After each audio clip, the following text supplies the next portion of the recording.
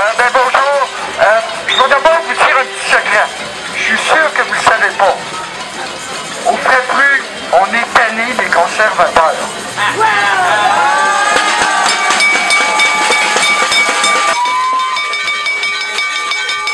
On est écœuré pour bien des raisons, mais entre autres pour la question du logement et de l'itinérance. Le gouvernement conservateur ne donne que des miettes pour de nouveaux logements. Des miettes, des peanuts, c'est tout ce qu'ils donnent pour de nouveaux logements.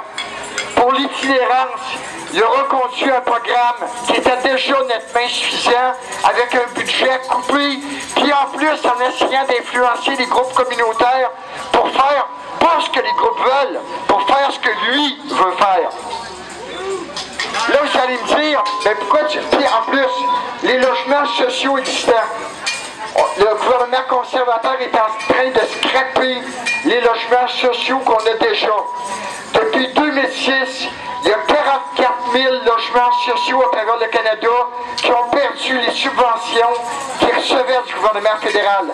Là, on parle de coop, on parle de OSBL d'habitation et dans certaines provinces, on parle aussi de logements publics, de logements autochtones aussi.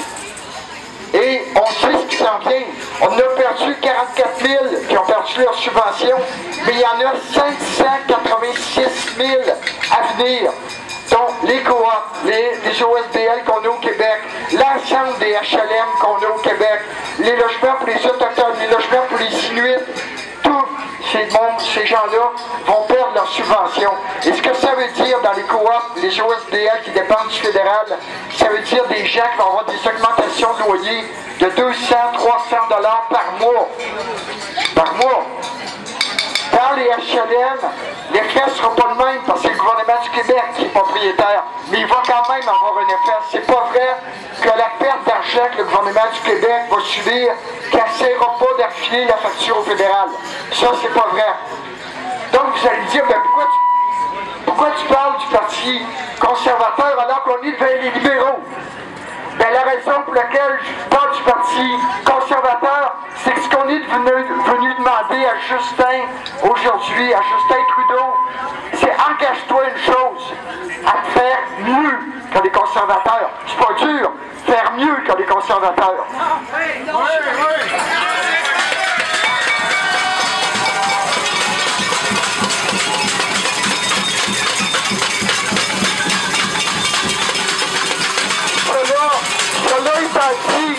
Cela étant dit, on ne se contentera pas non plus de n'importe quoi. On a connu le Parti libéral au pouvoir après un gouvernement conservateur. Ça, c'est arrivé en 1993-94.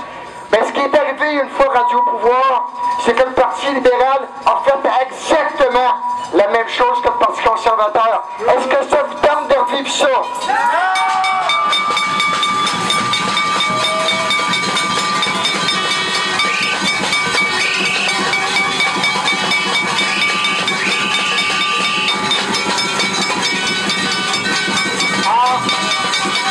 En 93-94, le Parti libéral, c'était Jean Chrétien qui était là à l'époque, avait la job facile.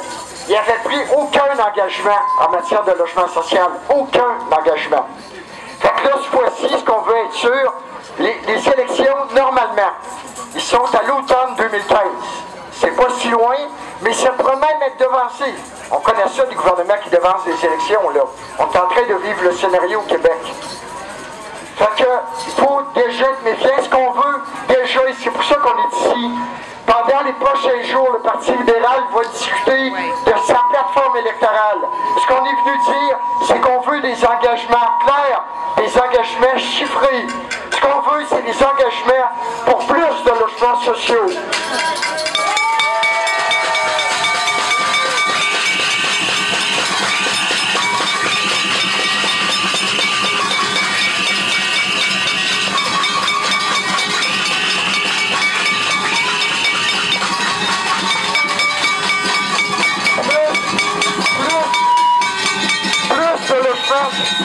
Plus de logements sociaux, évidemment, pour les mal logés, pour les sans-abri, mais aussi pour les Autochtones et les Inuits.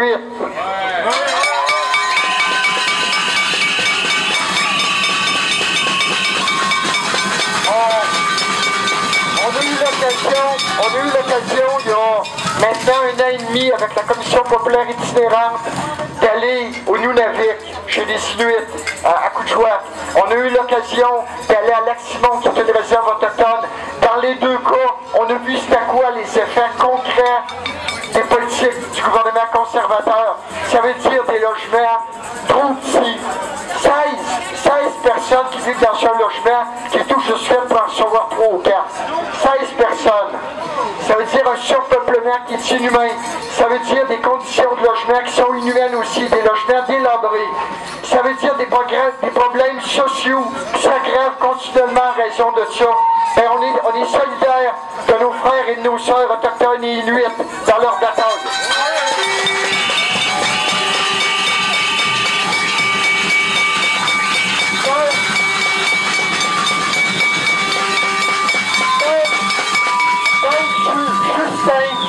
Justin, ce qu'on est venu demander, c'est plus de logements sociaux pour l'ensemble des problèmes de logement et pour l'ensemble des gens qui vivent ces problèmes-là.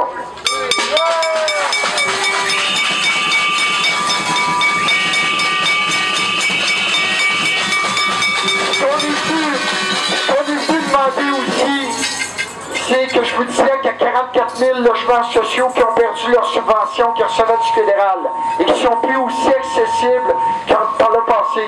Il en reste 586 000, et ces 586 000-là, il nous faut des engagements très clairs à l'effet que ces logements-là, tous ces logements-là, vont continuer à recevoir les subventions qu'ils reçoivent présentement du gouvernement fédéral.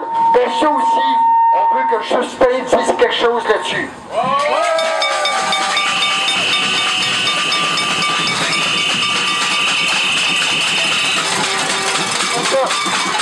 On ne sait pas si M.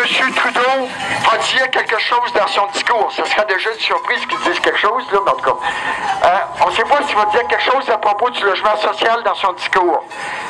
Fait que s'il ne dit pas là, si en fin de semaine, puis même là, même s'il adopte des choses en fin de semaine, c'est juste des délégués qui votent, là. C'est pas la plateforme écrite qui va servir durant la campagne. Fait qu'un engagement, nous autres, qu'on peut prendre, nous autres, on tient nos promesses. Un engagement qu'on peut prendre, c'est que M. Trudeau, il n'a pas fini de nous avoir d'impact.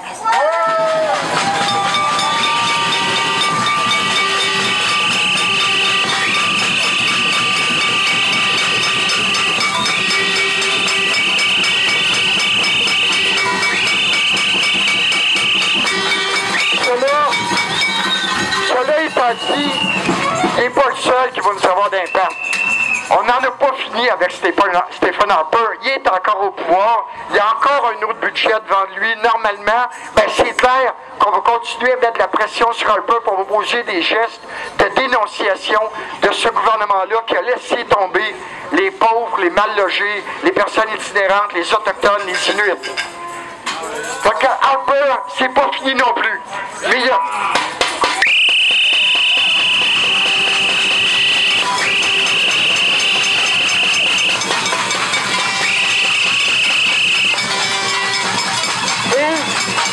Il y a quand même un autre parti politique qui est en liste pour les élections.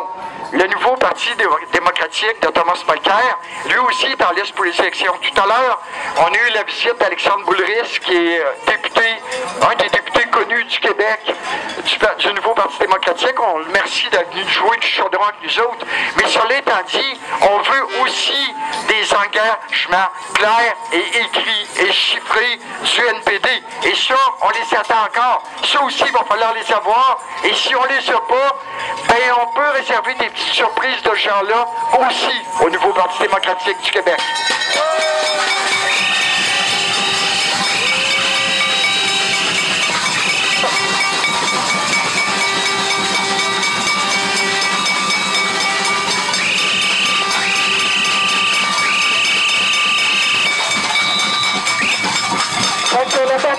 La bataille est loin d'être finie. La bataille commence, mais on va emmener jusqu'au bout. Si on ferait plus, au moins on a prouvé quelque chose. Nous autres, d'abord, on tient nos promesses, mais par ailleurs, on lâche pas nous aussi notre bout et on lâchera pas notre bout.